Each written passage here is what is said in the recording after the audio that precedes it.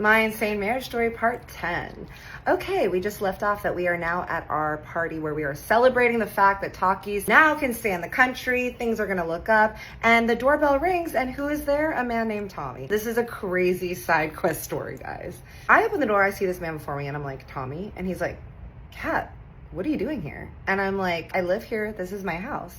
And he's like, wait a second, no shit, you're Taki's girl? And I'm like, yep. And how do you know Takis? And he was like, oh, and then Takis behind me is just like, yo. I'm like, oh God, this is interesting. They hug and everything, and we're both looking at each other. And Tommy's like, Takis, I cannot believe that this is your girl. And Takis is like, I know, she's gorgeous, right? And Tommy's like, no, we know each other. And Takis is like, no shit, how do you guys know each other? And Tommy goes, well, we used to date. I'm like, whoa. Date? Date is a stretch. We met one night at the bar at the Abbey, and then we went on one official date at your house that I found out later wasn't your house. So that was the whole culmination of our relationship. And Takis is like, no way. Okay, we're gonna go get some drinks. We're gonna sit down. You're gonna tell me the whole story. We go sit down. Takis makes us some vodka sodas with lemon for me. And I think they were having like beer or tequila. And we sit down. And I'm like, okay, so about 6 months, 7 months previously, two of my best friends, Michael and Mary, who are the loves of my life, they live in Texas, they had come to visit me in LA. And we went to the Abbey because obviously that's where we go. While we're there, we're dancing it up with the gays and everything, and Michael is gay, so he's over there meeting guys, and Mary and I are dancing around with the gays, having a good time, and then these two guys walk up, and one of them was hot. I mean, it was clear that he was a model. He was chiseled, super tall. He had like very, very, very coiffed hair. And then the second guy was really cute too, a little bit shorter, but looked very rough around the edges. Like he looked like he could definitely get into a bar fight. And the hot guy had a little bit of a higher voice for me. There was a little bit of a LA twang on there, and that is not my vibe. And the other guy had a very undiscernible accent, which he told me later was Irish. And I was like, oh, okay, interesting. Never heard an Irish accent like that before, but sure. Tall guy, his name was Josh, and the shorter guy was Tommy. We have drinks with them, we're hanging out, and we're having a good time, and we end up inviting them back to my place. And my place was the same place that Takis and I lived in together that he got me kicked out of. And so those boys come back with us to our bungalow because Michael had met a guy that he had gone over to his house. So Mary, me, Josh, and Tommy were sitting on my floor chatting. One thing about me, yes, I love a beautiful man, but I have a voice kink. Like if somebody has like a deep, very sexy voice or even an accent, like I am all about that. And I will take that over a even hotter looking guy just because I'm very attracted to the timbre, y'all, in the voice. And just like swag, you know, and this Tommy had like a lot of swag. I was like, okay, he's pretty sexy. So we're sitting there and he keeps looking at me kind of like suggestively. And he was just attitudey enough that he was like kind of like giving me shit, but still very sweet, but also very intriguing to me.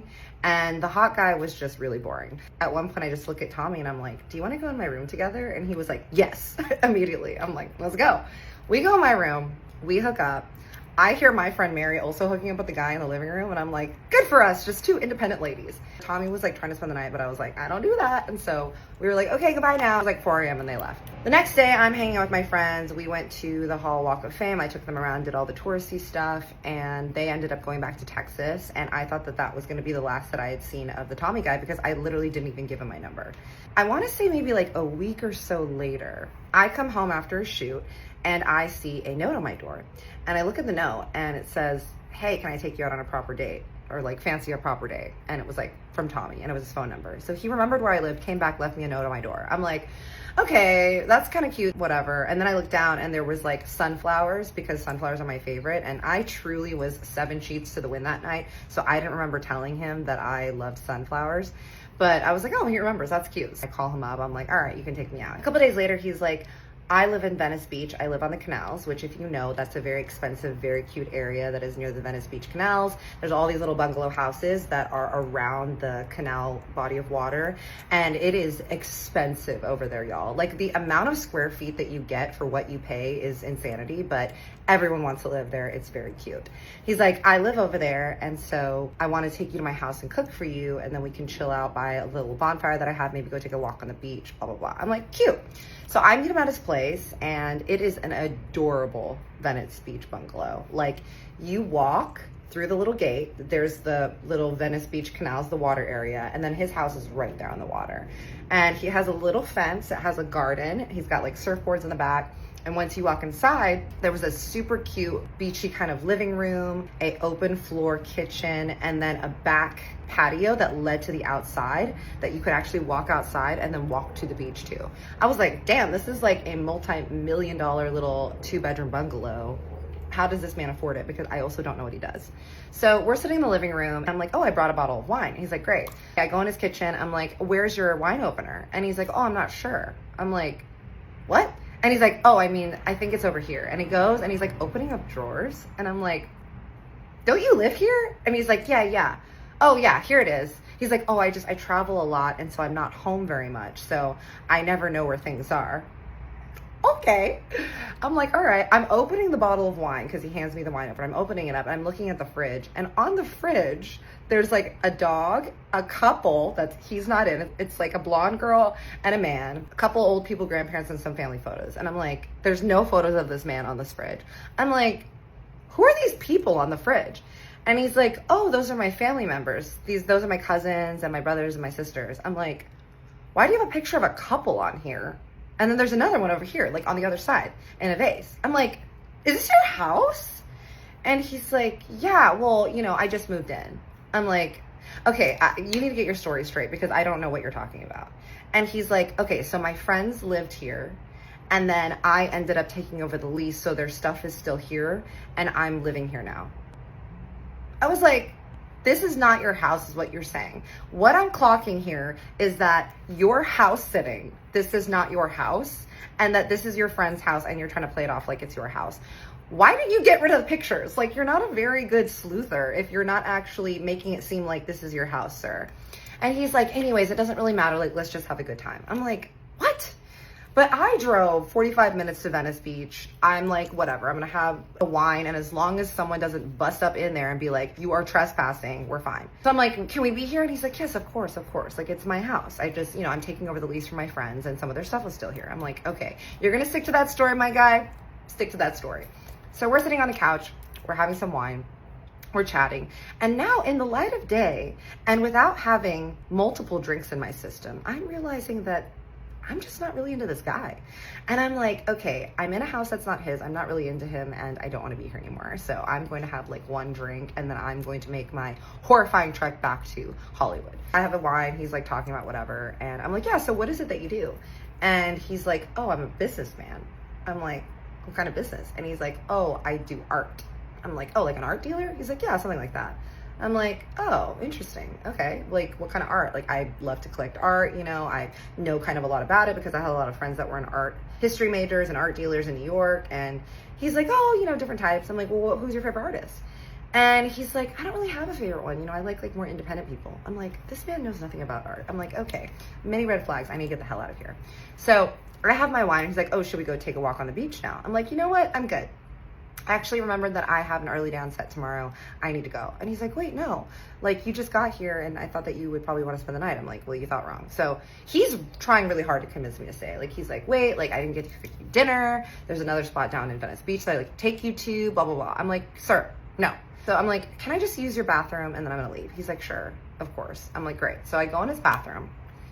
It is clear a girl lives there, right? The girl in the pictures, okay? Who's not his girlfriend, who are his friends.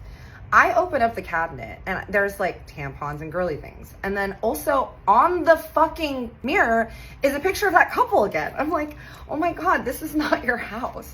I wash my hands, I walk outside. I'm like, dude, I know that this isn't your house and that's totally fine, but you probably shouldn't play like this is your place when you're just house sitting for your friends, or maybe you broke in here. I don't know, but this is weird and I need to leave. And he's like, wait, no, let me explain. I'm like, no, you're weird. So I go in my car, I leave, I never speak to him again. Cut to current events. I'm like, yeah, so that's what happened. So clearly, Tommy, you are not an art dealer. You are a different type of dealer. You can go ahead and admit that that wasn't your house. That was like some friends that you were house sitting. This is the story. Here you go, Takis. Takis is laughing. He's like, oh my God, Tommy, that is hilarious. And then Takis is like, also, Tommy, aren't you French? Like, that's what you told me. I'm like, this man is lying about his ethnicity as well. Tommy's laughing, right? And he's like, look, Kat, I'm really sorry, but you really hot, you're a model, and you were very cultured, and I was just trying to impress you. I'm sorry if I made anything up, but I really did like you. And then I find out from talkies that he and Maisie had also hooked up. And that's why he was giving her and supplying her with her free goodies. But then when they stopped talking and he found out her celebrity daddy, he was like, okay, no, like you're making so much money a month, you can actually pay me. So we're sitting there, we're kind of chatting about it. They're reliving their moments and they're talking about how they've met, which was just they met on the scene out at a party. And Tommy's like, yeah, so Maisie, you know, she does owe me a lot. Talkies is like, yeah, I'm sorry, man. Like, she did not turn back to Greece. And Tommy's like, okay, man, well, you know, someone's got to give you back my money. And Talkies is like, I am not responsible for her, though. And he's like, that's your family, that's your cousin. And I'm the only one that knows that they're not actually cousins. Everyone else still thinks that they are. And Talkies is like, look, I'll try to contact her in Greece, but, like, I'm not going to cover for her. And Tommy starts getting mad. Like, he's just like, dude, are you kidding me? Like, that's really messed up. Like, the amount of times that I hooked you guys up, you should take care of it. He's getting kind of loud. Now, my doggies, my sweet babies, they love me deeply, and especially Baloo, who's the big one. He starts getting a little bit like looking, oh, there's some tension growing. So he's looking at Tommy like, what's this motherfucker gonna do? We're sitting on the couch, like the three of us, like this, 1, 2, 3, and then there's like a little coffee table and everyone else is just kind of dispersed amongst the apartment. And Baloo kind of puts himself between me and Talkies and Tommy. And Baloo's looking at Tommy like, are you trying to start some shit, dude? Because we can go if you want to go. And Tommy's like, is your dog okay? And I'm like, he doesn't like that you're getting heated and that you're directing it at his father. So you should probably calm down. And Tommy's like, okay, well, I'm gonna go outside and smoke a cigarette. And then when I come back inside, we need to work this out. And so he goes outside to smoke a cigarette and I look at Talkies. I'm like, what are you gonna do? And Talkies is like, look, I'll find the money for him and I'll give it to him. But, you know, I don't have it right now. Obviously, we don't have it. I'm like, okay, well, where are you gonna, how much is it? And like, where are you gonna find that money? He's like, I don't know, but I'll figure it out. I'm like, okay. So everybody leaves except for Tommy. And Tommy's like, do we have a deal? Because they were talking on the balcony. They come back inside, they shake hands. Tommy like gives me a kiss on the cheek and then he leaves. And I go to Talkies. I'm like, did you guys work something out? And Talkies is like, yeah, I told him that I'll, you know, get him something by the end of the month. Not that much, like $6,000. I'm like, $6,000? Not that much, sir. Like, we are on a limited salary here, okay? You work on a food truck and I am a freelance model. So we need to get this shit together. And he's like, don't worry, like, I'm gonna figure it out. And that was kind of Talkies' thing. It was like, I'm gonna figure it out, I'm gonna figure it out. That was like always his thing. So while all this is happening, we're still working and Talkies is on the truck. And then one day he comes home and he's like, hey, I have some really interesting news. I'm like, hit me with it, brother. And he's like, I was offered a part ownership in the truck. They're gonna have another truck and they asked me if I wanted to be a part owner in it. I'm like, really? And he's like, yeah, they want to open up another truck because the first truck was doing very well. And they want to eventually open up a brick and mortar. And because I've been working with them for a while and they can see that I obviously have expertise in owning restaurants and everything and running things, they asked if I wanted to be a part owner in the second truck and then perhaps eventually run the brick and mortar and help them open it. I'm like, oh my God, this is what we've been working for. This is really great news. And he's like, yeah, but I obviously would need to put up some money to be a part owner to help them fund the thing. I'm like, okay, well, we don't have that and we owe this unofficial pharmacist money as well. And we also have bills to pay and we need to live.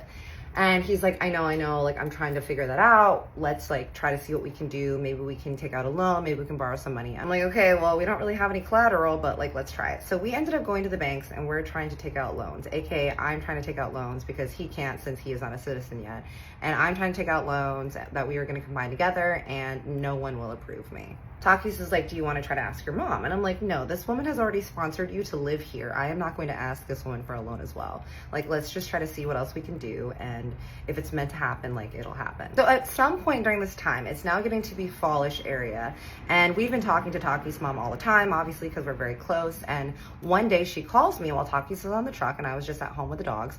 And she's like, hey, agapimu, that means my love in Greek.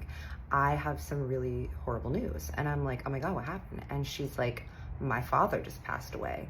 So remember I told you that Talkies and his brother had grown up with his mother and his mother's father, so his grandfather, which they call Papu. They were all living together in this high rise in Thessaloniki. And then when Talkies moved out and his brother moved out, it was just his mother and his grandfather that were living in that high rise. And his grandfather ended up passing. And so she was like, it was really horrible. He just had a heart attack in the middle of the night, they think. And I'm like, oh my God, I am so sorry. You know, how are you doing? And she's like, I'm not doing well. You know, I'm going to be all alone at the house now with the dogs. This is horrible. Also, she was relying on his Social Security for the house, and she was obviously working. She was working as a travel agent, but she wasn't making a ton of money. And I'm like, okay, I'm going to call Takis and let him know. And she's like, no, don't bother him while he's at work. Just wait till he gets home. I'm like, okay. So Takis gets home and I'm like, hey, sit down. I have some news to tell you. And he's like, what's going on? I'm like, your grandfather passed. This man acted like I told him, you know what? I think we're going to have salmon for dinner. Because he was unfazed. He was just like, oh, when? And I'm like, today. Your mother's not doing well. Let's call her. And he's like, I'm really tired right now. So can we actually just call her in a little bit? I'm like, are you okay? And he's like, yeah. He was old. Whatever. I'm like, okay. And by this point, you know, I had been learning more and more about Taki's family and his relationship. And, you know, he didn't have a great relationship with his family. He had this sort of animosity towards his brother, his mother, and his grandfather. He had only become close with his mom again because of me, because I was talking to her all the time. And he definitely had some sort of ill will towards his grandfather, but he never really wanted to talk about it. And I'm like, are you okay? Are you sure? And he's like, yeah, I'm fine. Like, he was old. I'm like, okay. So we have dinner, probably salmon, and then we go to bed, and the next day I call his mom and I'm like, how are you doing? And she's like, oh, we're making preparations for the funeral, and then the lawyer's going to come over and he's going to talk about the will. Can you and Takis be on the phone call as well so that we can find out exactly what everyone's getting and get everything like divvied up? I'm like, absolutely. I'm like, did Takis call you? And she's like, no. I'm like, this mofo. But that day Takis comes home and we get on the Zoom call with the lawyer, and everything's obviously in Greek and they're going back and forth. He's listing all the things and reading everything, and he just says like, okay, now Takis, and then he's telling us what it is that his grandfather had left him. And I just see Takis' face and he's just like, and I'm like, what? And he's like, my papu left me $40,000. And I'm like, what? He's like, yeah, apparently he had some money saved up and some assets. And so he left my mom some money, my brother some money, and then he left me this much money. I'm like, oh my God, that's amazing. And he's like, well, finally that old man did something good for me. I'm like, I mean, yeah, sure, I guess. And so we get off the call and we're sitting down and he's just like, okay, cool. We can like invest money in the truck. We can pay back this. We can do that. You know, we can pay back Tommy and we can get, you know, some of our debt under control. He's like making all these plans for the money. And I'm like, hey, so you didn't really seem that bothered by your grandfather's death. You seem happy about the money, but what is it about your relationship with him? Like, why were you not very close? And he was like, no, he was an asshole. Him and my dad, they used to rough me up, and it's just, that's how they dealt with conflict, and my mom didn't do anything about it. And I'm like, I'm really sorry, that's really hard. He's like, whatever, like, live and learn. And that was kind of his thing. He was always just like, shit happens, right? I'm like, okay. We get the money, and he pays back old Tommy Head, aka Mr. like, I also work here, but I'm French, but I'm Irish, but I own this house, that guy. And then we paid off some things. We were able to do some responsible adult things for it. And then he ended up reinvesting a big chunk of it into the food truck. And now he was becoming a part owner, which was great. Okay, we're building a future. We're doing some things. Things are happening. So now we are getting into a good flow of things. He is now a part owner in this truck. He is making good money. My career is getting better. We're living our life. We end up moving into a better place within the building that we were living in. So before we were on the 3rd floor, and then we ended up moving onto the 4th floor, which was a bigger space. It was a 2-bedroom with a loft, and things were doing a lot better. But then the dreaded 3rd Vegas trip happened, which I did not go on. But this was the first series of times that Taki stepped out of our marriage. So next episode, episode 11, the first cheating occurs and your girl basically becomes a private investigator.